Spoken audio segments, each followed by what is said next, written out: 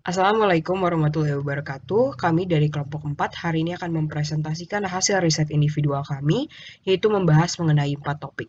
Topik pertama yaitu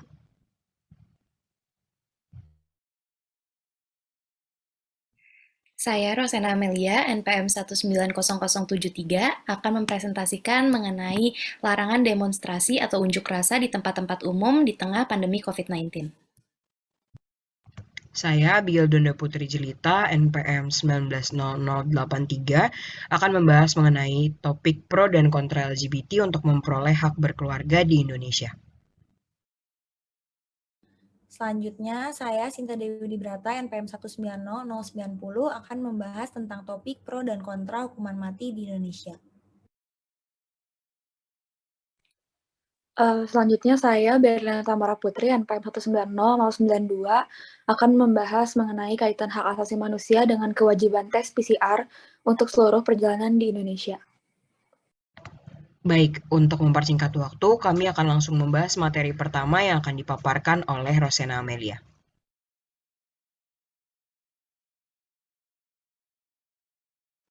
Oke, pembahasan pertama berdasarkan hasil riset saya terkait dengan larangan demonstrasi atau unjuk rasa di tempat-tempat umum di tengah pandemi COVID-19. Selanjutnya, pertama-tama membahas mengenai dasar hukum dari uh, penyampaian pendapat atau unjuk rasa di depan muka umum. Pembahasan ini juga memang lagi hangat di tengah kita saat ini terkait dengan larangan demonstrasi atau unjuk rasa di tempat umum di tengah pandemi COVID-19. Pada dasarnya mengacu pada Undang-Undang tahun 1945 dalam pasal 28 ayat pasal 28E ayat 3 yang menyebutkan bahwa setiap orang berhak atas kebebasan berserikat, berkumpul, dan mengeluarkan pendapat. Selanjutnya, dasar hukum yang berkaitan juga yaitu Undang-Undang Negara Republik Indonesia Nomor 9 Tahun 1998 tentang kemerdekaan menyampaikan pendapat di muka umum. Nah, berdasarkan dasar hukum tersebut, pada dasarnya memang tidak ada larangan ataupun hambatan yang bisa diberikan oleh pemerintah untuk kita melakukan unjuk rasa atau demonstrasi serta mengemukakan pendapat di muka umum sebagai seorang warga negara yang ingin menyampaikan aspirasinya. Mungkin selanjutnya,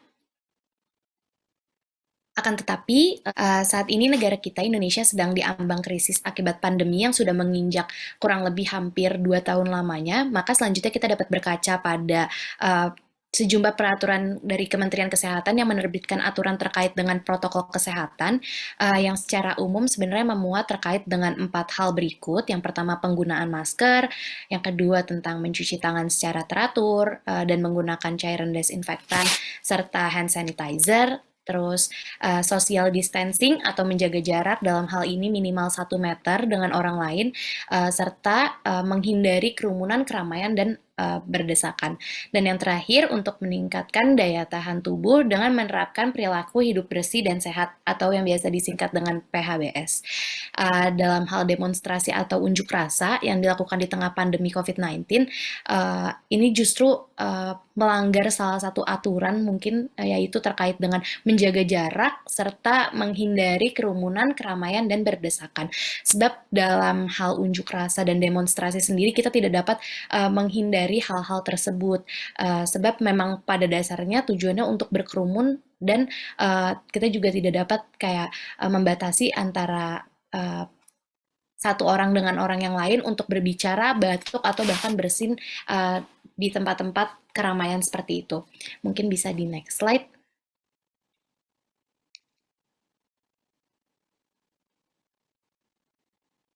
Nah, selanjutnya terkait dengan larangan demonstrasi atau unjuk rasa di tengah pandemi COVID-19, maka selanjutnya dikeluarkanlah sejumlah aturan yang mengatur untuk membatasi kegiatan tersebut. Yang pertama dengan dikeluarkannya Instruksi Menteri Dalam Negeri Nomor 15 Tahun 2021 tentang pemberlakuan pembatasan kegiatan masyarakat darurat COVID-19 disease 2019 di wilayah Jawa dan Bali. Dan yang kedua terkait dengan maklumat Kepala Kepolisian Negara Republik Indonesia Nomor MAK 2 MAK/2/3/2020 tahun 2020 tentang kepatuhan terhadap kebijakan pemerintah dalam penanganan penyebaran virus corona. Nah, dalam hal ini kegiatan unjuk rasa dan berkumpulnya massa dalam jumlah banyak telah dibatasi. Tujuannya itu untuk mengurangi lonjakan angka kematian akibat COVID-19 yang bersumber pada kerumunan dan keramaian masyarakat. Sebenarnya tujuan lainnya yaitu untuk jangan sampai kita menimbulkan klaster baru dari COVID-19 itu sendiri, karena akan sulit sekali bagi kita untuk memutus rantai dari persebaran COVID yang sudah ada. Sebelumnya dalam maklumat kepolisian tersebut dan instruksi Menteri Dalam Negeri sudah dijelaskan terkait dengan larangan unjuk rasa di tengah pandemi COVID-19, akan tetapi terkait dengan maklumatnya tersebut telah dicabut sebagaimana yang diterbitkan dalam laman Direktorat Reserse Kriminal Umum Polda Metro Jaya. Hal ini dikarenakan bertentangan dengan Undang-Undang Nomor 9 Tahun 1998 tentang kemerdekaan menyampaikan pendapat di muka umum. Dengan adanya maklumat tersebut dirasa adanya pembatasan bagi seseorang untuk menyampaikan pendapatnya di muka umum seperti halnya demonstrasi. Akhirnya maklumat tersebut dicabut. Meski demikian juga terdapat pro dan kontra dengan adanya pencabutan maklumat tersebut. Mungkin boleh di next slide.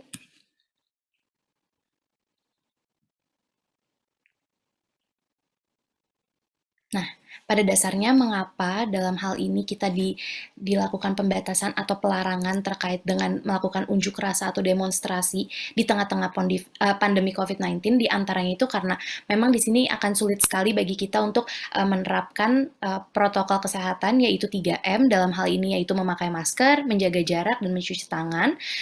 Yang kedua, seperti yang sudah saya sebutkan tadi, dengan kita melakukan unjuk rasa dan berkerumun serta berkumpul bersama-sama, itu akan dapat menimbulkan klaster baru dan akan sulit untuk memutus rantai penyebaran COVID, dan berdampak juga pada sejumlah faktor, diantaranya faktor kesehatan, perekonomian, moral, dan tata hukum masyarakat di Indonesia. Sehingga dalam hal ini juga Polri tidak memberikan izin atas aksi demonstrasi atau kegiatan lainnya yang menyebabkan terjadinya kerumunan orang. Selain itu, tidak hanya dalam hal unjuk rasa, sebenarnya banyak juga hal-hal lain yang dilarang bagi kita untuk melakukan kerumunan, berkumpul, bertemu secara intens dengan jarak yang begitu dekat di tengah pandemi COVID-19 ini, tujuannya demi kepentingan kita bersama untuk memutus rantai COVID-19 itu sendiri. Mungkin boleh di next slide. Nah, selanjutnya, apabila ada sejumlah orang yang melakukan pelanggaran terhadap peraturan-peraturan yang sudah ada dan terkait dengan protokol kesehatan, sebagai contohnya, untuk di DKI Jakarta itu sendiri, pemerintah itu memberikan sanksi berupa kerja sosial membersihkan fasilitas umum dengan mengenakan rompi selama 60 menit atau 1 jam, atau bisa juga dikenakan sanksi administratif sebesar minimal 250.000 bagi pihak-pihak yang melanggar. Dan selanjutnya juga pemberlakuan PSBB ini, pelanggaran berkerumunan lebih dari 5 orang sesuai dengan peraturan PSBB yang sudah saya mention tadi, terdapat sejumlah sanksi. Yang pertama ada sanksi administratif berupa teguran lisan. Mungkin untuk sejumlah orang yang tidak memakai masker atau terlalu dekat itu bisa dilakukan teguran lisan. Selanjutnya sanksi sosial berupa membersihkan fasilitas umum sama dengan yang diterapkan oleh pemerintah DKI Jakarta. Dan yang terakhir sanksi administratifnya itu tidak hanya minimal 100.000 dan paling banyak 250.000 seperti yang sudah saya mention tadi. Mungkin bisa di next slide. Nah, berdasarkan pemaparan yang ada, apakah sebenarnya terdapat unsur pelanggaran HAM dalam hal ini ketika kita ingin mengemukakan pendapat, melakukan unjuk rasa atau demonstrasi sesuai dengan dasar hukum yang sudah disebutkan tadi, yang termuat dalam UUD 1945 dalam pasal 28E ayat 3, serta UUD 1945 tahun 1998 nomor 9, apakah itu menjadikan kita terbatas untuk melakukan unjuk rasa atau menyampaikan pendapat kita, maka dalam hal ini yang bisa saya simpulkan berdasarkan pandangan pula dari Komnas HAM, ditegaskan bahwa tidak ada pelanggaran HAM dengan ditimbulkannya pemerintah melarang masyarakat untuk berkumpul dan melakukan pembatasan terkait dengan unjuk rasa atau demonstrasi ini. Karena dalam hal ini pemerintah juga memiliki wewenang untuk membatasi, mengurangi, atau bahkan menunda hak asasi terkait dengan kemerdekaan untuk berkumpul dalam jumlah yang besar dengan tujuan kepentingan dan keselamatan kesehatan bersama. Karena dalam hal ini yang dititik beratkan adalah kepentingan umum, tidak hanya kepentingan pribadi akan suatu hal. Nah, dalam hal ini juga yang perlu ditekankan adalah kesehatan publik serta keselamatan publik yang menjadi acuan lebih utama dalam adanya pembatasan, pengurangan, penundaan hak asasi manusia tersebut. Jadi dapat disimpulkan bahwa dengan adanya pembatasan terkait dengan unjuk rasa dan demonstrasi, dalam hal ini tidak melanggar hak asasi manusia seseorang, sebab tujuan dengan pembatasan ini sendiri adalah untuk kepentingan orang banyak dan kepentingan bersama. Mungkin terkait dengan topik pertama, sekian yang dapat saya sampaikan, kurang lebihnya mohon maaf, mungkin bisa dilanjutkan ke topik pembahasan yang berikutnya.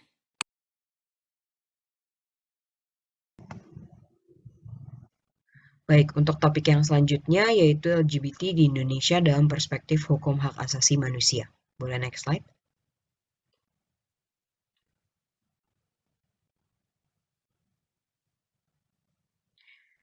Perilaku seksual yang menyimpang masih merupakan hal yang tabu bagi masyarakat Indonesia, dan perilaku ini muncul atas dasar orientasi seksual yang menyimpang. Orientasi seksual merupakan kecenderungan seseorang dalam mengarahkan rasa ketertarikan, romantisme, emosional, dan seksualnya kepada pria, wanita, atau kombinasi dari keduanya. Perilaku ini dilakukan oleh sekelompok orang yang memiliki orientasi seksual yang menyimpang atau lebih dikenal dengan istilah kelompok LGBT atau lesbian, gay, bisexual, dan transgender atau transseksual.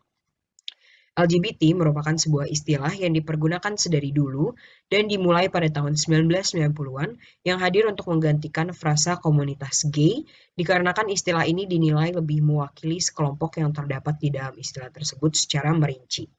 LGBT terdiri dari kelompok yang pertama yaitu lesbian, yaitu sekelompok wanita yang secara fisik, emosional, dan atau spiritual merasa tertarik dengan wanita lain. Yang kedua yaitu gay, kelompok pria yang secara fisik, emosional, dan atau spiritual merasa tertarik dengan pria lain. Yang ketiga yaitu bisexual, kelompok orang yang secara fisik, emosional, dan atau spiritual merasa tertarik baik kepada lawan jenis dan sesama jenis. Dan yang terakhir yaitu transgender, sekelompok orang yang merasa identitas gendernya berbeda dengan anatomi kelamin yang dimiliki, sehingga memilih atau tidak memilih untuk melakukan operasi kelamin menyesuaikan dengan identitas gender yang diinginkan. Boleh next slide?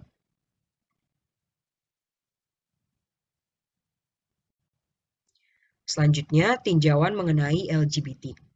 Keberadaan LGBT di dunia sudah ada sejak lama, berawal dari waktu terawal fenomena tersebut ditemukan, yaitu pada abad ke-19.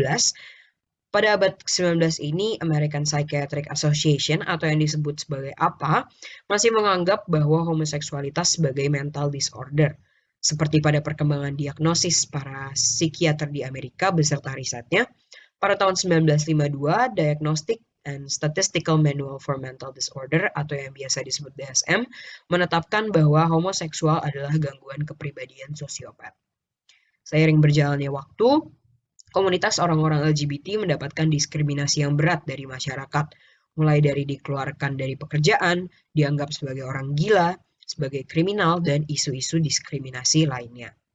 Pada tahun 1951, Donald Webster Corey menerbitkan sebuah buku yang berjudul The Homosexual di Amerika, yang menyatakan bahwa laki-laki gay dan lesbian adalah kelompok minoritas yang sah, Hingga pada tahun 1950 sampai 1970-an, komunitas pendukung LGBT memunculkan sebuah gerakan meminta ditiadakannya diskriminasi terhadap komunitas LGBT itu sendiri. Sejalan dengan hal tersebut, pada tahun 1968, DSM menghapuskan homoseksual dari daftar sosiopat. Pada akhirnya, karena terdapat efek politik di dalam tuntutan hak komunitas LGBT, tepatnya pada tahun 1973, APA menghapus homoseksualitas dari DSM dan menjelaskan bahwa homoseksualitas tidak lagi dianggap sebagai penyakit mental. Homoseksual dianggap sebagai perilaku biasa, namun menjadi masalah ketika orang homoseks tersebut mengalami sebuah kerugian atau ketidaknyamanan hingga harus diterapi. Faktanya, faktor penyebab mengapa APA ini menghapus pernyataannya pada kaum homoseksual sebagai penyakit mental adalah banyaknya aktivis gay yang memprotes konvensi APA di San Francisco. Kemudian, APA semakin tidak nyaman dengan sikap para kaum homoseksual.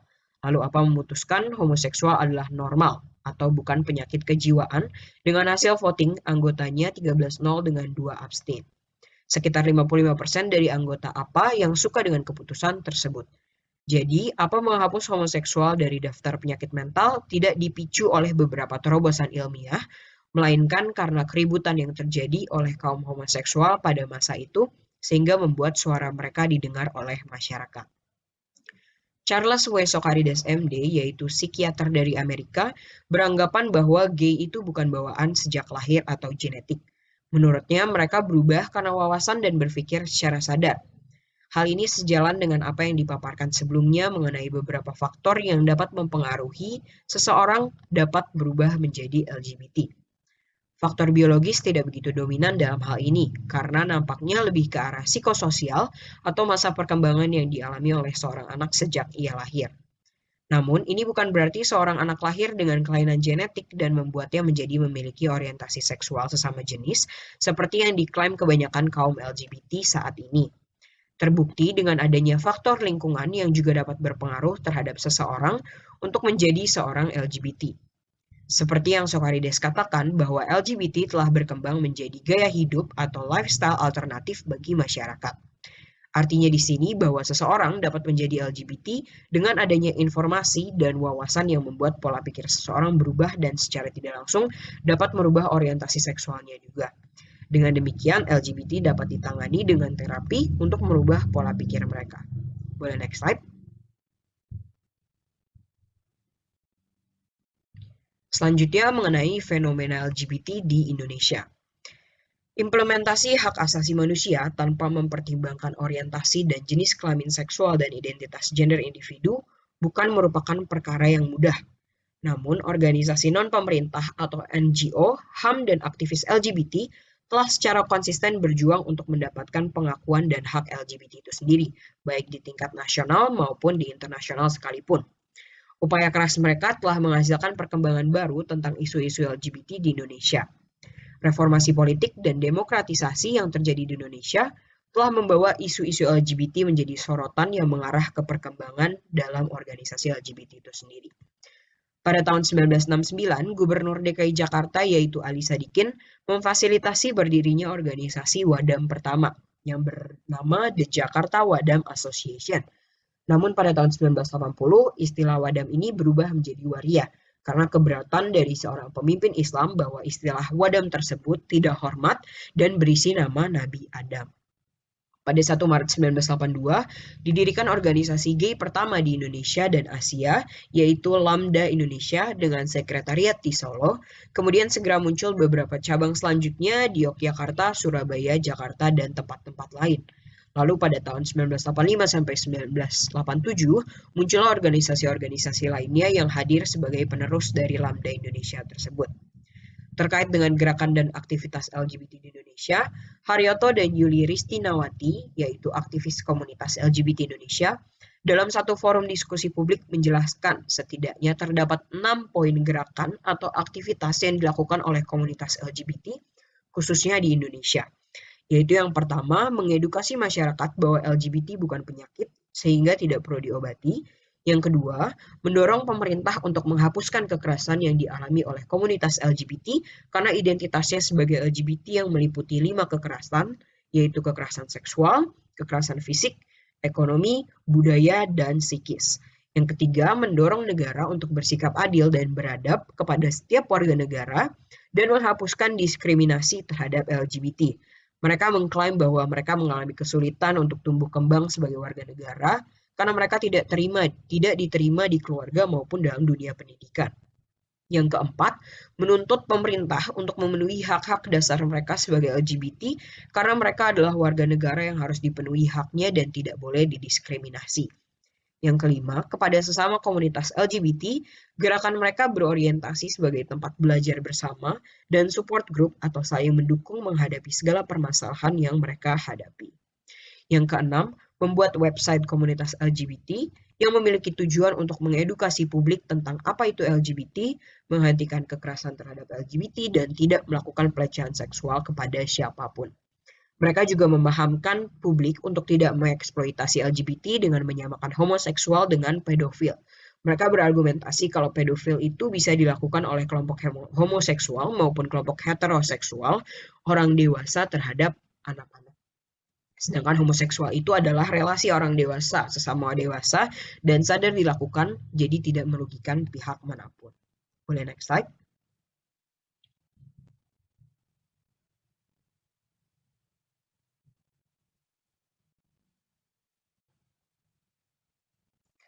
Selanjutnya mengenai pro dan kontra LGBT untuk memperoleh hak berkeluarga di Indonesia ditinjau dari perspektif hukum positif di Indonesia. Yang pertama, kita lihat dari perspektif hukum agama atau hukum Islam. Menurut hukum pidana Islam, homoseksual termasuk dosa besar karena bertentangan dengan norma agama, norma susila, dan bertentangan pula dengan sunatullah atau God's law atau natural law, dan fitrah manusia yaitu human nature. Bahkan pelaku homoseksual bisa mendapat hukuman yang berat sampai pada hukuman mati, sebagaimana dijelaskan dalam hadis. Selanjutnya, dalam Fatwa MUI nomor 57 tahun 2014 tentang lesbian, gay, sodomi, dan pencabulan, dengan tegas MUI memfatwakan bahwa pelaku sodomi, baik lesbian maupun gay, hukumnya adalah haram dan merupakan bentuk kejahatan, dikenakan hukuman tazir yang tingkat hukumannya bisa maksimal yaitu sampai pada hukuman mati. Adapun yang terkait dengan transgender atau yang banyak dikenal dengan operasi kelamin, Majelis Ulama Indonesia atau MUI dalam Musyawarah Nasional 2 tahun 1980 telah mengeluarkan fatwa tentang operasi perubahan atau penyempurnaan kelamin. Dalam fatwa tersebut, terdapat 3 hal yang diputuskan, yaitu yang pertama, merubah jenis kelamin laki-laki menjadi perempuan atau sebaliknya, hukumnya adalah haram, karena bertentangan dengan Al-Quran, Surat Al-Nisa ayat 19, dan bertentangan pula dengan jiwa syara. Yang kedua, orang yang kelaminnya diganti kedudukan hukum jenis kelaminnya sama dengan jenis kelamin semula sebelum diubah. Dan yang terakhir, seorang banci yang kelaki-lakiannya lebih jelas boleh disempurnakan kelaki-lakiannya. Demikian pula sebaliknya dan hukumnya menjadi positif, yaitu sebagai seorang laki-laki. Boleh next slide? Kedua, yaitu mengenai perspektif hukum hak asasi manusia. Bagi kelompok yang pro-LGBT mengklaim bahwa hak asasi mereka itu untuk memilih LGBT. Sebagai hak asasi, mereka menuntut untuk dilindungi hak-hak asasi mereka. Selanjutnya, dalam Mukadimah Deklarasi Universal Hak Asasi Manusia atau DUHAM, dinyatakan bahwa hak-hak manusia perlu dilindungi dengan peraturan hukum, supaya orang tidak akan terpaksa memilih jalan pemberontakan sebagai usaha terakhir guna menentang kelaliman dan penjajahan tersebut. Dalam sistem hukum di Indonesia, sebagaimana terdapat dalam Undang-Undang 1945, dinyatakan bahwa hak untuk hidup, hak untuk tidak disiksa, hak untuk kemerdekaan pikiran dan hati nurani, hak beragama, hak untuk tidak diperbudak, hak untuk diakui sebagai pribadi di depan hukum, dan hak untuk tidak dituntut atas dasar hukum yang berlaku surut adalah hak asasi manusia yang tidak dapat dikurangi dalam situasi apapun. Hal ini sesuai dengan ketentuan dalam DUHAM pasal 2, 7, dan juga 22. Komnas HAM Natalius Pigai mengatakan bahwa negara mempunyai kewajiban melindungi rakyat warga negara Indonesia apapun jenisnya, suku, agama, ras, etnik, atau kaum minoritas dan kelompok rentan. Yang di sini maksudnya rentan dari kekerasan. Negara memiliki kewajiban untuk memenuhi kebutuhan hak asasi semua warga negara Indonesia tanpa membedakan suku, agama, termasuk kaum minoritas dan kelompok rentan, yaitu termasuk ke dalamnya LGBT.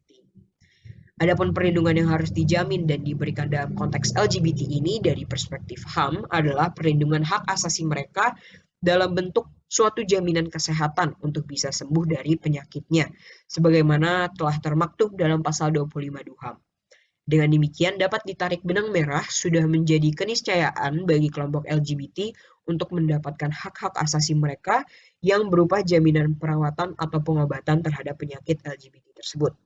Bukan HAM dalam pengakuan atau melegalkan terhadap orientasi seksual mereka yang menyimpang. Dari sisi lain, di samping HAM yang dimiliki oleh kelompok LGBT, sesungguhnya terdapat juga kewajiban asasi manusia atau KAM yang harus dipatuhi oleh setiap orang sebagai termaktub dalam pasal 29 ayat 1 dan 2 DUHAM, yaitu yang pertama, setiap orang mempunyai kewajiban terhadap masyarakat tempat satu-satunya di mana dia dapat mengembangkan kepribadiannya dengan bebas dan penuh. Dan yang kedua, dalam menjalankan hak-hak serta kebebasannya, setiap orang harus tunduk hanya pada pembatasan-pembatasan yang ditetapkan oleh UU yang tujuannya semata-mata untuk menjamin pengakuan serta penghormatan yang tepat terhadap hak-hak dan kebebasan orang lain, dan untuk memenuhi syarat-syarat yang adil dalam hal kesusilaan, ketertiban, dan kesejahteraan umum dalam suatu masyarakat yang demokratis. Kewajiban dasar yang dimiliki seseorang, termasuk kelompok LGBT, sebagai bentuk penghormatan terhadap hak asasi orang lain yang dapat pula diartikan sebagai pembatasan terhadap hak asasi seseorang, harus ditetapkan berdasarkan undang-undang sebagaimana telah diatur dalam pasal 70 dan 73 UU nomor 39 tahun 1999 tentang hak asasi manusia. Berangkat dari ketentuan tersebut, pemerintah sangat berperan dalam menentukan regulasi dan aturan hukum untuk membatasi kebebasan HAM LGBT, untuk menjamin pengakuan dan penghormatan terhadap hak asasi manusia, serta kebebasan dasar orang lain, kesusilaan, ketertiban umum, dan kepentingan bangsa. Dalam konteks LGBT ini, pemerintah dapat mengeluarkan undang-undang atau peraturan pemerintah tentang pelarangan terhadap gerakan atau aktivitas penyimpangan seksual yang dilakukan oleh kelompok atau komunitas LGBT di Indonesia. Boleh next slide. Yang terakhir yaitu dari perspektif psikologi.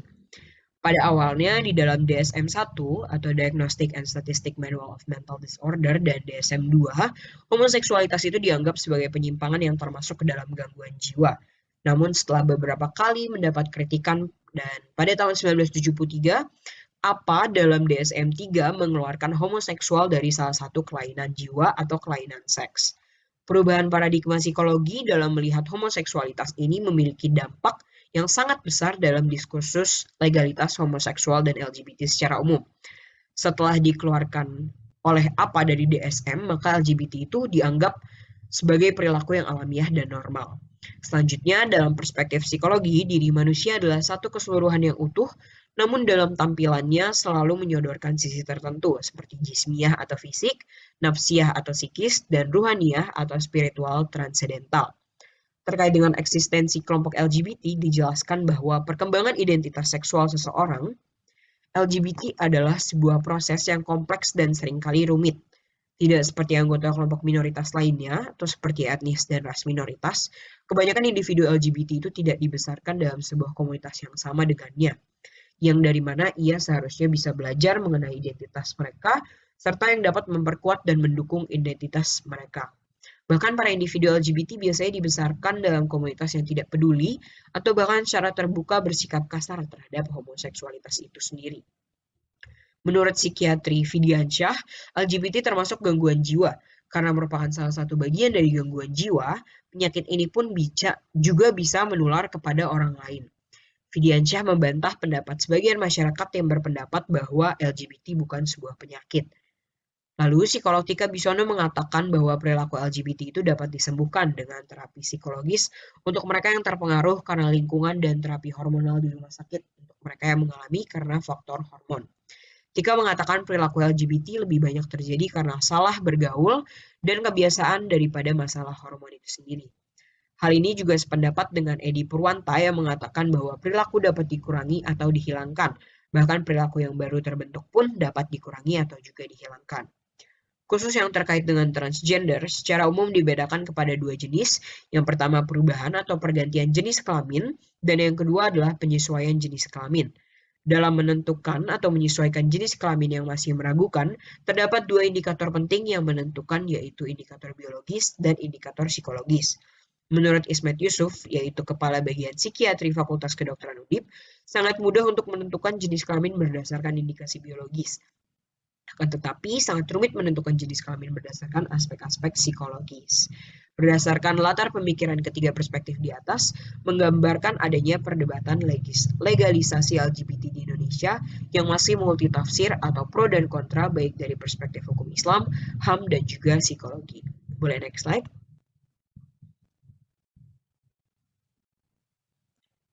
Maka kesimpulan dari topik ini, hukum Indonesia itu mengakui penegakan HAM yang disertai pembatasan bahwa setiap orang yang memiliki HAM juga harus menghormati HAM orang lain, menghormati pembatasan yang ditentukan oleh undang-undang, memenuhi persyaratan moral, etika, tata tertib kehidupan masyarakat, berbangsa dan bernegara, nilai-nilai agama, serta menjaga keamanan dan ketertiban umum masyarakat demokratis. Hukum menjamin kebebasan beragama dan menjalankan kewajiban sesuai tuntutan agamanya. Sehingga dari sisi agama, yang kebebasan beribadah dan menjalankan perintah Tuhannya dijamin oleh hukum nasional. LGBT merupakan perilaku yang tidak dapat diterima. Argumen penolakan berbasis pada dalil kitab suci dan ajaran agama yang tidak dapat ditawar karena merupakan perintah dari Tuhan. Perlindungan HAM atas kaum LGBT harus ditegakkan dengan menerapkan konsep HAM universal dan memiliki struktur sosialnya sendiri. Kelompok LGBT wajib dilindungi dari diskriminasi, bullying, kekerasan, dan segala bentuk pelanggaran HAM lainnya. Sementara itu, penghormatan atas keyakinan dan ajaran agama harus dijaga sehingga diperlukan upaya penyembuhan dan pemulihan perilaku seks menyimpang kelompok LGBT yang melibatkan banyak pihak mulai dari pelaku LGBT, pendukung, penolak, pemerintah, dan akademisi sekalipun. Kesemua aksi yang dilakukan fokus bertujuan agar kelompok LGBT tidak lagi menjadi korban pelanggaran HAM dan masyarakat Indonesia merasa dihormati keyakinannya. Sekian topik kedua hari ini. Topik selanjutnya akan dijelaskan oleh rekan saya.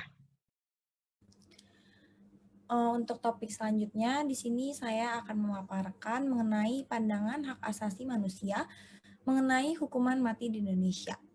Pro dan kontra mengenai hukuman mati dari perspektif hak asasi manusia di Indonesia masih terus terjadi. Ada yang berpendapat hukuman mati tidak melanggar hak asasi manusia karena pelakunya telah melanggar hak asasi korban dan hak asasi masyarakat. Namun, yang lain berpendapat bahwa hukuman mati ini melanggar hak asasi manusia karena mencabut hak hidup seseorang. Boleh di next slide. Mengenai penegakan hukum adalah sebuah proses atau upaya untuk tegaknya atau diberlakukannya fungsi norma-norma hukum secara nyata sebagai pedoman berperilaku dalam kehidupan bermasyarakat dan bernegara. Hukum diciptakan untuk mengatur agar kepentingan yang berbeda-beda antara pribadi, masyarakat, dan negara dapat dijamin dan diwujudkan tanpa merugikan semua pihak. Pidana mati atau death penalty merupakan salah satu jenis cara penegakan hukum pidana yang paling kontroversial di dunia. Dari zaman Babilonia hingga saat ini, hukuman tersebut masih digunakan sebagai salah satu cara bagi mereka yang dituduh atau terbukti melakukan suatu tindak kejahatan. Sampai sejauh ini, beberapa penelitian sejarah menemukan bahwa hukuman mati telah digunakan pada abad 18 sebelum Masehi dalam hukum yang diberlakukan oleh Raja Hammurabi dari Babilonia. Terdapat 25 kasus kejahatan yang dijatuhi pidana mati.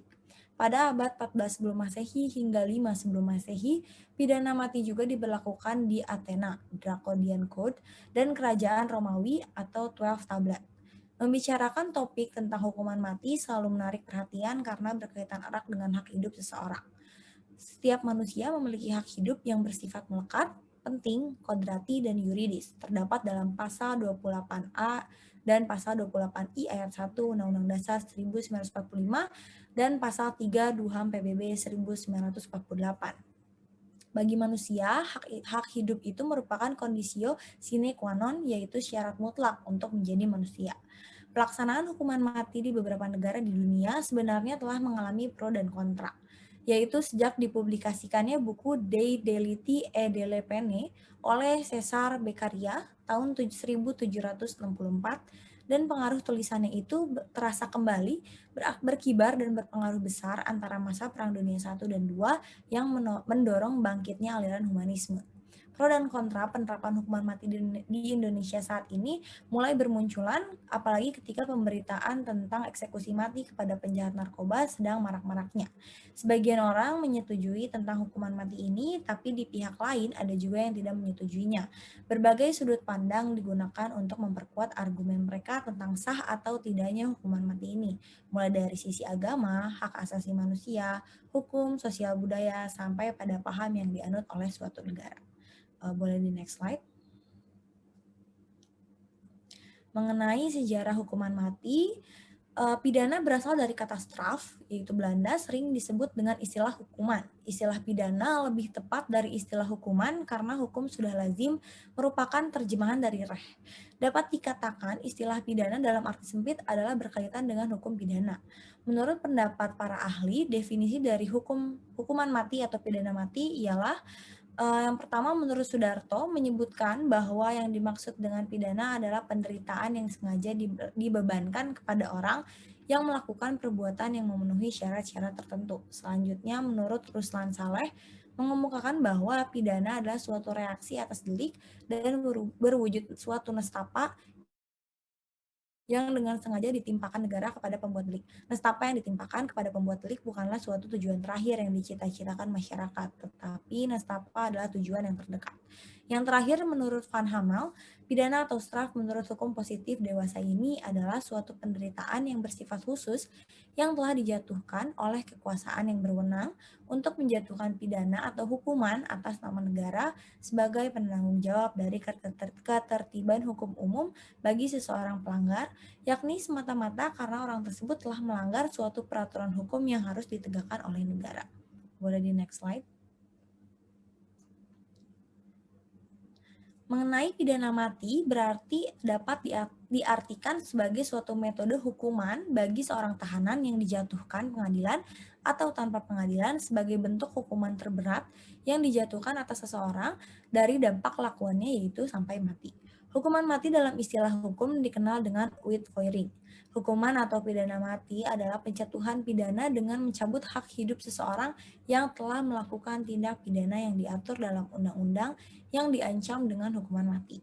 Hukuman mati berarti telah menghilangkan nyawa seseorang. Boleh di next slide. Mengenai sejarah hukuman mati, kita melihat dari abad ke-18 sebelum Masehi di Babilonia. Hukuman mati ini pertama kali diakui keberadaannya bersamaan dengan adanya hukuman tertulis pada abad ke-18 sebelum Masehi di Babilonia. Pada saat itu, terdapat 25 jenis tindak kriminal yang pelakunya akan dijatuhi hukuman mati.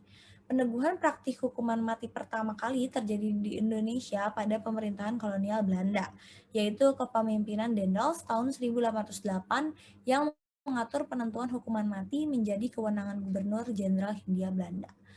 Pelaksanaan hukuman mati pada saat itu hingga masa demokrasi liberal tahun 1951 merupakan salah satu strategi untuk membungkam pemberontakan penduduk yang terjadi hampir di seluruh wilayah Indonesia. Boleh di next slide. Mengenai pengaturan hukuman mati di Indonesia, bisa kita lihat di dalam pasal 10 Kitab Undang-Undang Hukum Pidana, yaitu KUHP, membedakan dua macam pidana, yaitu pidana pokok dan pidana tambahan. Mengenai pidana pokok, pertama ada hukuman mati, hukuman penjara, hukuman kurungan, dan hukuman denda. Mengenai pidana tambahan, pencabutan beberapa hak tertentu, perampasan barang yang tertentu, pengumuman keputusan hakim. Dengan demikian, maka hukuman mati di dalam hukum positif Indonesia ini merupakan pidana pokok. Kejahatan-kejahatan yang diancam dengan hukuman mati dalam KUHP, misalnya dalam pasal 104 KUHP, yaitu makar membunuh kepala negara. Selanjutnya pasal 111 ayat 2 KUHP, yaitu mengajak negara asing untuk menyerang Indonesia. Yang ketiga, pasal 124 ayat 3 KUHP, yaitu memberikan pertolongan kepada musuh pada saat Indonesia dalam keadaan perang. Next slide. Mengenai kaitan hak asasi manusia dengan hukuman mati, kita lebih baik kita melihat dulu apa itu pasal 1 ayat 1 Undang-Undang Nomor 39 Tahun 1999 tentang hak asasi manusia. Di sini disebutkan bahwa hak asasi manusia adalah seperangkat hak yang melekat pada hakikat dan keberadaan manusia sebagai makhluk Tuhan yang Maha Esa dan merupakan anugerahnya yang wajib dihormati, dijunjung tinggi dan dilindungi oleh negara, hukum, pemerintah, dan setiap orang demi kehormatan serta perlindungan harkat dan martabat manusia. HAM mempunyai beberapa prinsip dalam penegakannya, yaitu inherent, yaitu melekat, inalienable, yaitu tidak dapat dicabut, indivisible, tidak dapat diwakilkan, interrelated, saling berhubungan, equality, mendorong persamaan hak, dan yang terakhir adalah non-discrimination, yaitu tidak ada diskriminasi. Next slide. Mengenai rights to life, atau hak hidup ini jika dilihat dari perspektif HAM, ketentuan mengenai hak asasi manusia yang berkaitan dengan hak hidup dapat ditemukan dalam International Covenant on Civil and Political Rights, yaitu ICCPR, yang mengatur hak hidup. Pasal 6 ayat 1 ICCPR berbunyi, setiap manusia berhak atas hak untuk hidup dan mendapatkan hak perlindungan hukum dan tiada yang dapat mencabut hak itu. Selanjutnya dalam pasal 6 ayat 2 disebutkan, bagi negara yang belum menghapus ketentuan pidana mati, putusan tersebut hanya berlaku pada kejahatan yang termasuk kategori yang serius sesuai hukum yang berlaku saat itu dan tidak bertentangan dengan Covenant ini dan Convention on Prevention and Punishment of Crime of Genocide. Pidana tersebut hanya dapat melaksanakan merujuk pada putusan final yang diputuskan oleh pengadilan yang kompeten. Dalam Deklarasi Universal Hak Asasi Manusia atau DUHAM, yang secara tegas menyatakan bahwa hukuman mati telah melanggar dua ketentuan hak dasar manusia. Yang pertama, tidak ada satupun yang berhak mencabut hak hidup setiap orang dan tidak ada satupun orang yang berhak melakukan hukuman yang dapat merendahkan martabat dan penyiksaan. Boleh di next slide. Mengenai batasan hak hidup. Merujuk pasal 9 Undang-Undang HAM dinyatakan bahwa setiap orang berhak atas kehidupan, mempertahankan kehidupan, dan meningkatkan taraf kehidupannya. Hak atas kehidupan ini bahkan melekat pada bayi yang belum lahir atau orang yang terpidana mati. Dari penjelasan pasal 9 Undang-Undang HAM, dapat diketahui bahwa dalam kondisi tertentu, seperti pidana mati, hak untuk hidup dapat dibatasi. Hal tersebut diatur dalam Kovenan Internasional tentang Hak Sipil dan Politik dalam pasal 4 ayat 1 ICCPR yang menyatakan dalam keadaan darurat umum yang mengancam kehidupan bangsa dan terdapatnya keadaan darurat tersebut telah diumumkan secara resmi, negara-negara pihak pada Kovenan ini dapat mengambil upaya-upaya yang menyimpang yaitu derogate dari kewajiban mereka berdasarkan Kovenan ini. Sejauh hal itu dituntut oleh situasi darurat tersebut dengan ketentuan bahwa upaya-upaya tersebut tidak bertentangan dengan kewajiban negara-negara pihak itu menurut hukum internasional dan tidak menyangkut diskriminasi berdasarkan ras, warna kulit, jenis kelamin, bahasa, agama, dan asal-usul sosial. Dan jika kejahatan yang dilakukan adalah kejahatan HAM berat dan memenuhi ketentuan dari pasal 4 ICCPR ini. Hukuman mati ini berkaitan erat dengan hak hidup, the right to life, yang merupakan mahkota HAM. Sebagai kategori non-derogable rights, negara dibebankan positive obligation untuk melindungi dan memastikan hak hidup dari suatu masyarakat. Bisa di next slide. Selanjutnya mengenai pro dan kontra hukuman mati di Indonesia ini, penerapan hukuman mati di Indonesia secara garis besar mengerucut menjadi dua bagian. Pihak-pihak yang tidak menyetujui penerapan hukuman mati kemudian merekomendasikan apa yang disebut dengan hukuman mati bersyarat menjadi alternatif jika negara masih menerapkan hukuman mati. Oleh karena itu, pidana mati dapat dilaksanakan dengan syarat-syarat tertentu, sehingga hukuman mati diterapkan sebagai upaya terakhir untuk melindungi masyarakat. Selain itu, rekomendasi juga diarahkan agar pemerintah bersikap tegas dalam proses hukuman mati ini. Proses hukum yang lamban dan cenderung berlarut-larut menimbulkan rasa kasihan dan belas kasihan masyarakat terhadap terpidana mati. Meski di satu sisi ada anggapan bahwa proses hukum yang panjang merupakan upaya untuk memberikan kesempatan kepada sang terpidana mati. Namun kondisi ini tanpa disadari justru memiliki sisi ketidakpastian ketidakpastian hukum bagi terpidana mati. Dalam pandangan HAM sendiri, hukuman mati ini merupakan kejahatan yang menyimpang dari hak asasi manusia karena mengambil hak individu untuk merdeka dan mengambil hak individu untuk memiliki kehidupan. Tetapi sebenarnya jika semua itu dilihat dan diukur dari kejahatannya, tindak pidana itu terkadang tepat. Dalam penjatuhan hukuman mati dalam suatu negara itu diperbolehkan atau hak untuk hidup ini dapat dibatasi jika seseorang melakukan extraordinary crime yang telah ditetapkan dalam undang-undang maupun peraturan yang berlaku di negaranya. Mungkin sekian penjelasan saya mengenai pro dan kontra hukuman mati. Untuk topik selanjutnya akan dijelaskan oleh rekan saya, Berliana.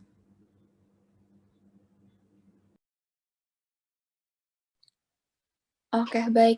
Terima kasih Sinta atas kesempatannya. Saya di sini akan menjelaskan riset saya mengenai kaitan hak asasi manusia dengan kewajiban tes PCR untuk seluruh perjalanan di Indonesia. Boleh next slide?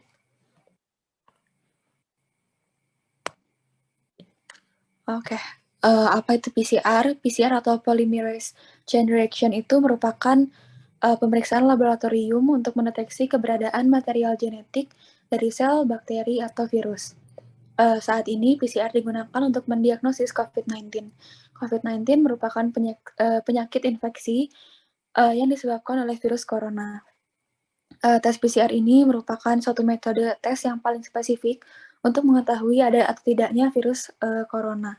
Dengan pemberlakuan aturan wajib tes PCR ini menuai pro kontra bagi masyarakat di Indonesia karena harga tes PCR yang terbilang tidak murah dengan juga status ekonomi yang beragam di Indonesia membuat pemerintah, khususnya Presiden Jokowi, menurunkan harga tes PCR agar memudahkan bagi masyarakat untuk melakukan tes PCR tersebut. Hal ini dilakukan karena seluruh masyarakat memiliki hak asasi manusia untuk mendapatkan hak dan keadilan yang sama dengan masyarakat lainnya di Indonesia. WHO telah menyatakan jika COVID-19 sebagai sebuah pandemi. Penyebaran COVID-19 ini saat ini sudah semakin meluas di wilayah lintas wilayah dan juga lintas negara yang diiringi dengan peningkatan jumlah kasus dan jumlah kematian. Situasi ini kian berdampak pada aspek politik, ekonomi, sosial, budaya, pertahanan, dan juga keamanan, serta kesejahteraan masyarakat di Indonesia. Sehingga diperlukan strategi dan juga upaya yang komprehensif dalam percepatan penanganan COVID-19. COVID-19 merupakan penyakit menular jenis baru yang sebelumnya tidak teridentifikasi pada manusia. Penyakit ini melanda hampir di seluruh negara di dunia. Di beberapa negara, kondisinya berbeda-beda, namun secara keseluruhan, kasus COVID-19 ini terus meningkat. Diperlukan pengaturan untuk menjamin laboratorium yang digunakan untuk pemeriksaan COVID-19 ini memiliki standar yang maksimal sehingga pemeriksaan COVID-19 ini valid. Penanggulangan COVID-19 ini membutuhkan peran dari semua pihak, baik pemerintah pusat, daerah, pihak swasta, dan juga seluruh elemen masyarakat di wilayah negara Kesatuan Republik Indonesia. Dunia usaha dan masyarakat pekerja memiliki kontribusi yang besar dalam memutus rantai penularan COVID-19 karena besarnya jumlah populasi pekerja dan juga besarnya mobilitas serta interaksi penduduk umumnya disebabkan oleh aktivitas bekerja. Boleh next slide. Kemudian yang selanjutnya itu aturan pemerintah terbaru. Dengan semakin maraknya angka positif COVID-19, pemerintah mengkhawatirkan akan ada lonjakan angka positif pada akhir tahun karena adanya liburan Natal dan juga tahun baru. Maka dari itu pemerintah akan menerapkan kewajiban tes PCR bagi seluruh transportasi baik darat, laut maupun udara. Aturan ini diberlakukan demi mengurangi angka positif COVID-19 yang dikhawatirkan akan melonjak kembali. Kemudian juga untuk harga tes PCR yang terbilang mahal menuai pro kontra. Kemudian dalam surat edaran Dirjen Pelayanan Kesehatan nomor HK 0202-1-3843-2021 bagi Pulau Jawa Bali harga tertinggi PCR yaitu 275.000, sedangkan untuk bagi siapa saja yang berada di luar Pulau Jawa dan juga Bali harga tertinggi PCR-nya itu 300.000. Kebijakan baru ini tercantum dalam Instruksi Mendagri nomor 53 tahun 2021. Aturan ini menuai kritik karena saat kondisi COVID-19 belum landai, tes antigen diperbolehkan sebagai syarat bepergian menggunakan transportasi. Namun, pada saat ini, saat kondisi COVID-19 sudah mulai landai, pemerintah mengajukan aturan tes PCR sebagai syarat bepergian menggunakan transportasi. Transportasi yang dimaksud yaitu transportasi udara, laut, dan juga darat. Pemerintah selalu memperbaharui mengenai aturan saat COVID seperti ini. Saat COVID di Indonesia sudah mulai melandai, tes PCR ini diwajibkan bagi pelaku perjalanan yang baru divaksin dosis pertama. Sedangkan untuk pelaku perjalanan yang sudah divaksin dosis lengkap, yaitu 2 kali, diperbolehkan untuk menggunakan tes antigen. Bagi yang sudah divaksin dua dosis, bisa menggunakan tes antigen untuk syarat bepergian. Kemudian dalam screening diagnostik dan pengendalian COVID-19, pemerintah berupaya untuk menyesuaikan fungsi tiap metode testing dengan situasi COVID-19 nasional maupun daerah. Berdasarkan aturan terbaru yang tertuang dalam Surat Edaran Aturan Tugas Penanganan COVID-19 nomor 22 tahun 2021, dijelaskan jika pelaku perjalanan transportasi udara dari dan ke daerah wilayah di Pulau Jawa, Bali, serta perjalanan antar kabupaten ataupun kota di dalam wilayah Jawa, Bali wajib menunjukkan kartu vaksin dengan hasil negatif tes COVID-19. Hasil negatif PCR ini yang sampelnya diambil maksimal 3 kali 24 jam, sedangkan rapid test antigen maksimal 1 kali 24 jam. Aturan baru Satgas COVID-19 ini diikuti terbitnya Instruksi Mendagri nomor 55 tahun 2021 tentang perubahan Mendagri nomor 53 tahun 2021. Boleh next slide. Kemudian yang selanjutnya kaitannya dengan hak asasi manusia. Terdapat pada pasal 2 Undang-Undang Nomor 39 tahun 1999 yang isinya negara Republik Indonesia mengakui dan menjunjung tinggi hak asasi manusia dan kebebasan dasar manusia sebagai hak yang secara kodrati melekat pada dan tidak terpisahkan dari manusia, yang harus dilindungi, dihormati, dan ditegakkan demi peningkatan martabat kemanusiaan, kesejahteraan, kebahagiaan, dan kecerdasan, serta keadilan. Kemudian pada pasal 6-nya, pada pasal 6 ayat 1 dijelaskan dalam rangka penegakan hak asasi manusia, perbedaan dan kebutuhan dalam masyarakat harus diperhatikan dan dilindungi oleh hukum, masyarakat, dan pemerintah. Kemudian pada pasal 17-nya, setiap orang tanpa diskriminasi berhak untuk memperoleh keadilan dengan mengajukan permohonan, pengaduan, dan juga gugatan, baik dalam perkara pidana, perdata, maupun administrasi, serta diadili melalui proses peradilan yang bebas dan tidak memihak, sesuai dengan hukum acara yang menjamin pemeriksaan yang objektif oleh hakim yang jujur dan adil untuk memperoleh putusan yang adil dan benar. Menurut John Locke, hak asasi manusia melekat pada setiap orang, dan karena itu hak tidak bisa diambil atau diserahkan kepada orang ataupun lembaga lain tanpa persetujuan yang bersangkutan. Oleh karena itu, eksistensi negara modern dengan kekuasaan yang dimilikinya harus didasarkan pada asumsi bahwa warga negara telah menyerahkan hak-hak mereka dalam suatu hubungan kontraktual dengan negara. Penjelasan mengenai HAM diatur dalam Hukum Positif Negara Republik Indonesia, itu diatur dalam pasal 1 ayat 6 Undang-Undang Nomor 39 tahun 1999 tentang HAM. Dijelaskan bahwa pelanggaran HAM merupakan perbuatan seseorang ataupun kelompok orang, termasuk aparat negara, baik disengaja maupun tidak disengaja, atau kelalaian membatasi dan atau mencabut hak asasi manusia seseorang atau kelompok yang dijamin oleh undang-undang ini, dan tidak mendapatkan atau dikhawatirkan tidak akan memperoleh penyelesaian hukum yang adil dan benar berdasarkan mekanisme hukum yang berlaku. Kemudian pada pasal 2-nya dijelaskan negara Republik Indonesia mengakui dan menjunjung tinggi hak asasi manusia dan kebebasan dasar manusia sebagai hak yang secara kodrati melekat pada dan tidak terpisahkan dari manusia yang harus dilindungi, dihormati, dan ditegakkan demi peningkatan martabat kemanusiaan, kesejahteraan, kebahagiaan, dan kecerdasan serta keadilan yang sesuai yang sudah saya jelaskan di PowerPoint. Kemudian perlindungan terhadap hak asasi manusia dalam negara hukum terwujud dalam bentuk penormaan hak tersebut dalam konstitusi dan juga undang-undang. Untuk selanjutnya penegakannya melalui badan-badan peradilan sebagai pelaksana kekuasaan kehakiman, hubungan antara negara hukum dan juga hak asasi manusia, hubungan mana yang bukan hanya dalam bentuk formal semata-mata, dalam arti bahwa perlindungan hak asasi manusia merupakan ciri utama konsep negara hukum, tetapi juga hubungan tersebut dilihat secara material. Manfred Nowak menyebutkan prinsip hak asasi manusia ada 4, yaitu universal. Prinsip ini mengatakan bahwa semua orang di seluruh belahan dunia manapun, agamanya apapun, warga negara manapun, berbahasa apapun, etnis manapun, tanpa memandang identitas politik dan juga antropologis apapun, dan terlepas dari distabilitasnya, memiliki hak yang sama.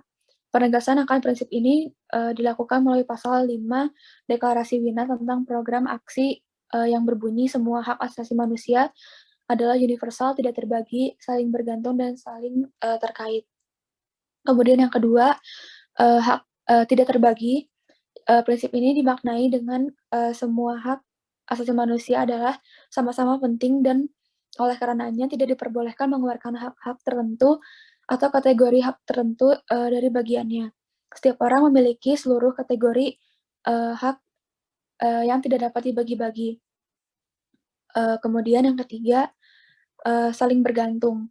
Prinsip ini dimaknai dengan jenis hak tertentu akan selalu bergantung dengan hak yang lainnya. Contohnya seperti hak pekerjaan yang bergantung pada terpenuhinya hak atas pendidikan. Kemudian yang terakhir, yaitu saling terkait. Prinsip ini dipahami bahwa suatu hak akan selalu terkait dengan hak yang lainnya, entah hak untuk hidup, menyatakan pendapat, pemilihan agama dan kepercayaan, dan juga hak-hak yang lainnya. Hak-hak yang mempunyai keterkaitan satu dengan yang lainnya dalam perlindungan dan pemenuhan hak asasi manusia secara keseluruhan. Dengan kata lain, setiap hak asasi terhubung dalam satu mata rantai. Apabila satu mata rantai putus, maka hak-hak lainnya akan terlanggar. Kemudian berdasarkan pada pasal yang sudah dijelaskan dalam PowerPoint, yaitu pasal 2, pasal 6 ayat 1, dan pasal 17, pemerintah memiliki wewenang dan juga kewajiban untuk memastikan masyarakat memperoleh keadilan dan juga menjalankan kehidupannya dengan aman dan juga sejahtera. Jika dikaitkan dengan diwajibkannya PCR bagi seluruh transportasi di Indonesia, masyarakat itu memiliki hak untuk diperlakukan sama dan juga mendapatkan keadilan. Banyaknya masyarakat Indonesia yang kurang mampu untuk membayar tes PCR yang terbilang mahal, pemerintah, khususnya Jokowi itu sudah menurunkan harga agar semua masyarakat di Indonesia dapat melakukan tes PCR dan juga memudahkan masyarakat untuk melakukan tes PCR tersebut. Sekian pemaparan materi dari saya. Terima kasih. Baik, sekian presentasi kami. Sekarang kami akan memasuki sesi tanya jawab. Bagi teman-teman yang ingin bertanya, dipersilahkan sesi pertanyaan akan dilaksanakan sesuai dengan urutan materi. Baik, saya ingin izin bertanya kepada Amel. Sebelumnya saya berterima kasih juga kepada Amel atas pemaparan materinya mengenai larangan demonstrasi unjuk rasa di tempat-tempat umum di tengah pandemi COVID-19. Kemudian yang ingin saya tanyakan itu mengenai apakah dengan adanya larangan dari pihak kepolisian untuk melakukan unjuk rasa atau demonstrasi, maka dalam hal ini perlu adanya izin kepolisian pada saat melakukan demonstrasi. Terima kasih. Oke, Baik, Berliana, terima kasih atas pertanyaannya. Merujuk pada pertanyaan yang tadi disampaikan, jika kita melihat pada Undang-Undang Negara Republik Indonesia Nomor 9 Tahun 1998 tentang kemerdekaan menyampaikan pendapat di muka umum, maka dalam hal ini kepolisian tidak memiliki hak untuk memberikan izin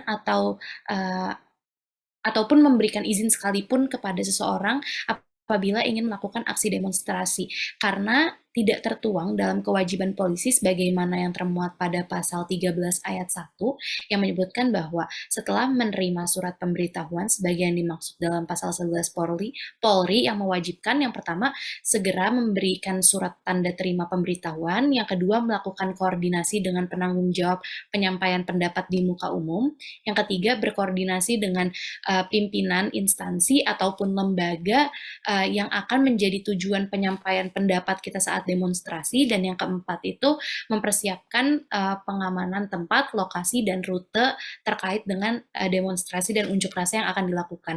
Jadi dalam hal ini tidak ada termuat unsur adanya kewajiban bagi kita untuk mendapatkan suatu izin terlebih dahulu apabila ingin melakukan unjuk rasa atau demonstrasi kepada pihak kepolisian, melainkan hanya sebatas memberikan informasi saja. Setelah memberikan informasi dan melakukan 4 hal yang telah saya sebutkan tadi, maka dengan itu kita dinyatakan boleh melakukan unjuk rasa dan sah secara hukum untuk berdemonstrasi. Kurang lebih jawabannya seperti itu, semoga cukup menjawab. Baik, terima kasih Amel untuk jawabannya sudah cukup menjawab. Oke, terima kasih. Baik, apakah ada yang ingin bertanya lagi untuk materi pertama? Izin bertanya pada Amel. Boleh, Sinta. Mengenai topik tentang unjuk rasa di kala pandemi ini, apa upaya lain yang dapat dilakukan untuk menyuarakan pendapat kita terkait misalnya terdapat suatu masalah atau isu selain dengan melakukan unjuk rasa tersebut atau demonstrasi secara langsung? Mungkin sekian pertanyaan dari saya. Terima kasih, Amel. Oke, terima kasih Sinta. Mungkin aku izin menjawab terkait dengan pertanyaannya. Sebenarnya dengan adanya larangan serta pembatasan terkait dengan unjuk rasa dan demonstrasi secara langsung di tengah pandemi COVID-19 itu tidak membatasi kita untuk dapat melakukan kegiatan lain untuk menyampaikan aspirasi kita sebagai masyarakat. Mungkin dalam hal ini kita bisa menyuarakan pendapat kita dibandingkan dengan melakukan demonstrasi dan unjuk rasa yang dilakukan di tengah pandemi yang ujungnya akan menimbulkan sejumlah dampak negatif seperti yang tadi mungkin udah dipaparkan, mungkin kita bisa melakukan penyampaian aspirasi dengan cara yang lain, baik dengan cara tertulis ataupun secara langsung. Nah, misalnya dalam hal ini dapat disampaikan dengan cara membuat suatu konsep atau seperti yang kita sering baca juga naskah akademik untuk menyampaikan aspirasi kita atau lain sebagainya. Selain itu juga kita nggak jarang nih nemuin sekarang itu orang-orang menyuarakan suaranya tuh melalui media sosial. Menurut aku itu salah satu platform yang aman untuk kita melakukan penyampaian suatu pendapat tanpa berkerumun dan berkumpul apalagi di tengah pandemi COVID-19 seperti ini. Akan tetapi pastinya tetap harus sesuai dengan etika dan tidak melanggar UU ITE teman-teman kalau misalkan di media sosial.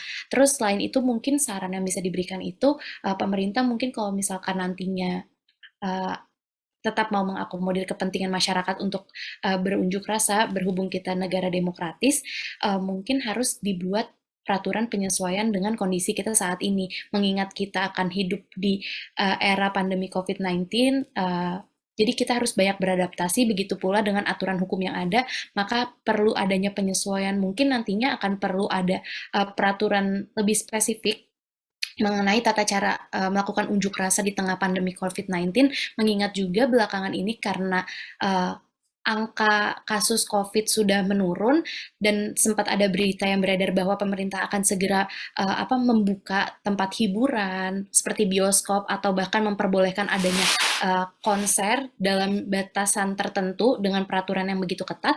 Mungkin itu juga bisa diterapkan kepada kita bagi orang-orang yang ingin melakukan unjuk rasa dan demonstrasi. Nantinya harus dibuat aturan yang lebih rinci dan menyesuaikan dengan keadaan sekarang. Mungkin itu sih yang bisa aku sampaikan dan semoga dapat menjawab pertanyaan Sinta. Baik, terima kasih Amel atas jawabannya. Baik, apakah ada yang ingin bertanya lagi? Baik, sepertinya tidak ada. Untuk materi kedua, untuk topik yang kedua, apakah ada yang ingin bertanya? Izin bertanya kepada topik kedua, Abigail. Baik, Izin silahkan bertanya. Cinta. Terkait dengan pro dan kontra mengenai LGBT di Indonesia ini, menurut Abigail, apakah hal tersebut itu tidak perlu diperdebatkan lagi? Jika tidak perlu diperdebatkan, apa yang harus dilakukan oleh Indonesia dalam menangani masalah mengenai pro dan kontra LGBT di Indonesia ini? Mungkin sekian pertanyaan dari saya. Baik, terima kasih Sinta atas pertanyaannya. Mungkin saya di sini izin menjawab. Kalau misalnya menurut saya sendiri mengenai pro dan kontra LGBT di Indonesia ini sudah tidak perlu lagi diperdebatkan karena Indonesia sebagai negara hukum dan negara yang mengakui eksistensi agama dalam menghadapi fenomena globalisasi LGBT ini harus bersikap tegas untuk menolak legalisasi praktek perilaku seksual yang menyimpang atau perbuatan-perbuatan yang mengindikasikan orientasi seksual itu pada sesama jenis. Oleh sebab itu, negara tetap harus melindungi kaum LGBT dari segala bentuk pelanggaran HAM yang terjadi. Selain itu, juga perlu diperhatikan bahwa penegakan hak asasi manusia atas mereka juga memiliki batasan menghormati HAM orang lain, norma agama, etika, dan juga budaya masyarakat di sekitar mereka. Mungkin jawaban saya dari pertanyaan Sinta seperti itu. Apakah terjawab? Sudah cukup terjawab, Abigail. Terima kasih atas jawabannya. Baik, terima kasih Sinta. Apakah ada yang ingin bertanya lagi? Izin bertanya terkait dengan topik kedua, Abigail. Baik, Amel. Oke, terima kasih atas kesempatannya. Mungkin terkait dengan topik kedua, izin bertanya, apabila tadi melihat dalam paparan presentasi, dilihat dari perspektif psikologis, dikatakan bahwa terkait dengan LGBT ini sendiri merupakan sebuah penyakit. Nah, yang ingin ditanyakan mungkin menurut Abigail sendiri, apakah langkah konkret yang dapat dilakukan untuk menyembuhkan yang tanda kutip ini adalah penyakit dari LGBT itu sendiri? Mungkin itu yang bisa saya tanyakan. Terima kasih. Baik, terima kasih Amel untuk menyembuhkan ya, untuk dikatakan bahwa hal ini merupakan sebuah penyakit, maka menurut saya sendiri langkah konkret yang dapat dilakukan untuk menyembuhkan penyakit ini adalah penyembuhan dan pemulihan. Amel. Jadi dengan adanya penyembuhan dan pemulihan kaum LGBT ini yang salah satunya adalah bisa dengan mungkin memfasilitasi proses penyembuhan dan pemulihannya seperti dengan mendirikan tempat-tempat yang dapat dijadikan sebagai basis healing center yang tempat di mana kaum LGBT ini tuh akan mendapatkan bimbingan-bimbingan dari berbagai ahli dengan berbagai metode penyembuhannya atau misalnya di dalamnya itu dengan menggunakan terapi psikologi, terapi behavior, terus bimbingan spiritual ataupun agama sekalipun dan lain sebagainya. Diharapkan juga dengan memasukkan seseorang misalnya ke dalam lingkungan yang lebih bersih dan baik, dapat juga membentuk ulang perilakunya yang menyimpang ke arah yang benar. Mungkin jawaban saya dari langkah konkret untuk menyembuhkan penyakit tersebut seperti itu. Apakah terjawab, Amel? Cukup menjawab pertanyaannya Abigail, terima kasih. Baik, terima kasih Amel. Untuk topik yang ketiga, apakah teman-teman ada yang ingin bertanya? Baik, mungkin saya izin bertanya untuk topik yang ketiga. Pertama-tama saya ingin berterima kasih kepada Sinta atas paparan yang sangat bermanfaat. Untuk pertanyaannya mengenai pro dan kontra hukuman mati di Indonesia, bagaimana mekanisme yang diterapkan di Indonesia? Apakah dilaksanakan sesuai dengan peraturan perundang-undangan yang ada atau bagaimana? Mungkin pertanyaan seperti itu. Terima kasih. Oke, baik Abigail, mungkin saya akan menjawab pertanyaannya terkait mekanisme hukuman mati di Indonesia ini apakah sudah sesuai dengan peraturan perundang-undangan atau belum. Di sini saya membaca dan mengutip dari jurnalnya Joko Sriwidodo yang berjudul Death Penalty from the Perspective of Human Rights in Indonesia. Di sini itu disebutkan hukuman matinya itu sudah sejalan dengan peraturan perundang-undangan yang dibuat. Mungkin di sini saya akan membacakan mengenai mekanismenya sendiri. Jadi hukuman mati ini akan dilaksanakan setelah permohonan gerasi tersangka ditolak oleh pengadilan dan juga adanya pertimbangan gerasi oleh presiden. Tahanan dan anggota keluarga baru akan diberitahu mengenai eksekusi ini tepat 72 jam sebelum pelaksanaan eksekusi matinya. Praktik hukuman mati sendiri dilaksanakan di Nusa Kambangan, di mana sang tahanan akan dibawa ke tempat yang jauh dan dirahasiakan. Setelah sampai di lokasi, tahanan akan diberi pilihan untuk duduk ataupun berdiri. Di sana akan hadir 10 orang regu tembak, di mana hanya 3 diantaranya yang memegang senapan berisi peluru. Jika setelah 3 tembakan tersangka belum tewas, maka di sini diizinkan untuk menembak kepala tersangka. Beberapa ketentuan penting yang dalam pelaksanaan hukuman mati di Indonesia ini ada 9 poin. Yang pertama, 3 hari sebelum pelaksanaan pidana mati, jaksa tinggi atau jaksa yang bersangkutan memberitahukan kepada terpidana, dan apabila ada keinginan tertentu dari terpidana untuk mengungkapkan sesuatu, maka pesan tersebut diterima oleh penuntut umum. Yang kedua, jika terpidana hamil harus ditunda sampai melahirkan. Yang ketiga, tempat pelaksanaan pidana mati ditetapkan oleh Menteri Kehakiman dalam wilayah hukum pengadilan tingkat pertama yang bersangkutan. Selanjutnya, Kepala Kepolisian daerah yang bersangkutan bertanggung jawab atas pelaksanaannya. Selanjutnya, hukuman mati dilakukan oleh regu tembak polisi di bawah pimpinan seorang perwira polisi. Kapolres yang bersangkutan wajib hadir dalam pelaksanaannya. Pelaksanaan tidak boleh dilakukan di depan umum.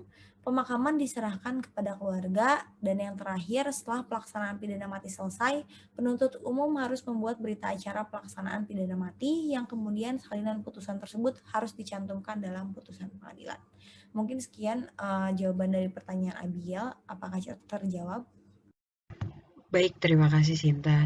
Sangat terjawab. Apakah ada yang ingin bertanya lagi untuk topik ketiga ini? Izin bertanya terkait dengan topik ketiga. Pertama-tama terima kasih kepada Sinta terkait dengan pemaparan materi tentang hukuman mati, sangat menarik pembahasannya. Mungkin di sini saya izin bertanya terkait dengan pemaparan presentasi tadi, sempat dijelaskan tentang extraordinary crime. Mungkin di sini yang ingin ditanyakan adalah extraordinary crime yang ditetapkan oleh Indonesia yang disebutkan dalam PPT tersebut, mungkin bisa dijelaskan lebih lanjut, lebih spesifiknya seperti apa. Mungkin dari aku pertanyaannya itu dulu. Oke, baik. Terima kasih Amel pertanyaannya. Mungkin sebelum kita bahas apa aja extraordinary crime yang ditetapkan oleh Indonesia, kita tahu dulu definisi dari extraordinary crimes. Jadi, mengenai extraordinary crimes, yaitu kejahatan luar biasa adalah istilah yang dipergunakan untuk menggambarkan suatu kejahatan yang mempunyai dampak negatif terhadap kehidupan manusia. Di Indonesia ada beberapa kejahatan yang dikategorikan sebagai kejahatan luar biasa, seperti genosida, kejahatan terhadap kemanusiaan, dan terorisme. Mungkin di sini saya akan menyebutkan 5 pasal dalam KUHP yang menyangkut tentang extraordinary crime. Yang pertama ini ada pasal 140 ayat 4 KUHP, yaitu membunuh kepala negara sahabat. Pasal 140 ayat 3 dan pasal 340 KUHP yaitu pembunuhan yang direncanakan lebih dahulu. Selanjutnya pasal 444 KUHP, pembajakan di laut, di pesisir, di pantai, dan di kali sehingga mengakibatkan orang mati. Pasal 124 bis KUHP, dalam waktu perang menganjurkan huru-hara, pemberontakan, dan sebagainya antara pekerja-pekerja dalam perusahaan pertahanan negara. Yang terakhir dalam pasal 127 dan 129 KUHP, dalam waktu perang menipu waktu menyampaikan keperluan angkatan perang. Mungkin sekian jawaban untuk Amel. Apakah cukup menjawab? Terima kasih Sinta, jawabannya sangat komprehensif berserta dengan dasar hukumnya. Dari aku cukup, terima kasih. Baik, apakah ada yang ingin bertanya lagi untuk topik ketiga ini? Baik, mungkin sudah cukup. Sekarang lanjut ke topik keempat. Apakah ada yang ingin bertanya untuk topik keempat?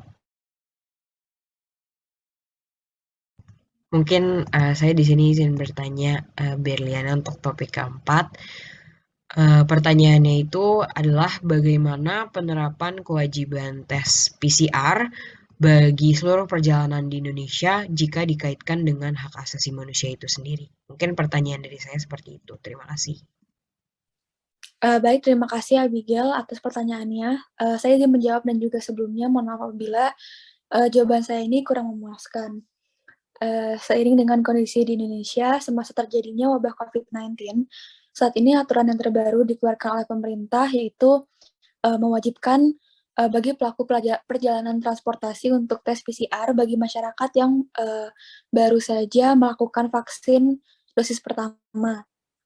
Namun untuk masyarakat yang sudah vaksin 2 kali diperbolehkan untuk menggunakan hasil tes antigen saja. Aturan ini berlaku bagi seluruh transportasi di udara, laut, dan juga darat. Hal ini dilakukan juga agar angka positif COVID-19 semakin menurun. Kemudian juga berdasarkan dari pasal 2, kemudian pasal 6 ayat 1 dan juga pasal 17 Undang-Undang Nomor 39 Tahun 1999, pemerintah memiliki wewenang dan juga kewajiban untuk memastikan masyarakat memperoleh keadilan dan juga menjalankan kehidupannya dengan aman dan juga sejahtera. Jika dikaitkan, maka masyarakat juga memiliki hak untuk memperoleh dan juga diperlakukan secara sama serta mendapatkan keadilan, yaitu pemerintah juga harus memikirkan kondisi ekonomi masyarakat di Indonesia yang tentunya beragam dan tidak semua mampu untuk mengikuti tes PCR yang terbilang mahal. Maka dari itu, tindakan yang dilakukan oleh pemerintah, khususnya oleh Presiden Jokowi, yaitu menurunkan harga tes PCR bagi yang berada di Pulau Jawa, harga tertinggi untuk tes PCR-nya itu Rp275.000. Sedangkan yang berada di luar Pulau Jawa Rp300.000. Kemudian untuk tes antigen di dalam Pulau Jawa Rp99.000, sedangkan yang di luar Pulau Jawa Bali tarif tertingginya itu Rp109.000.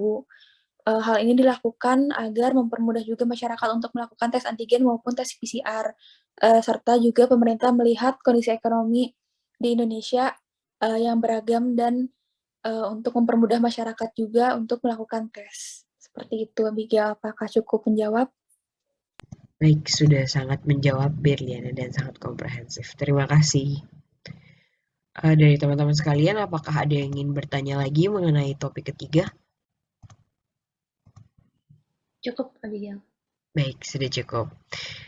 Mungkin sekian diskusi kami hari ini. Mohon maaf apabila ada salah-salah kata. Sekian dan terima kasih. Wassalamualaikum warahmatullahi wabarakatuh.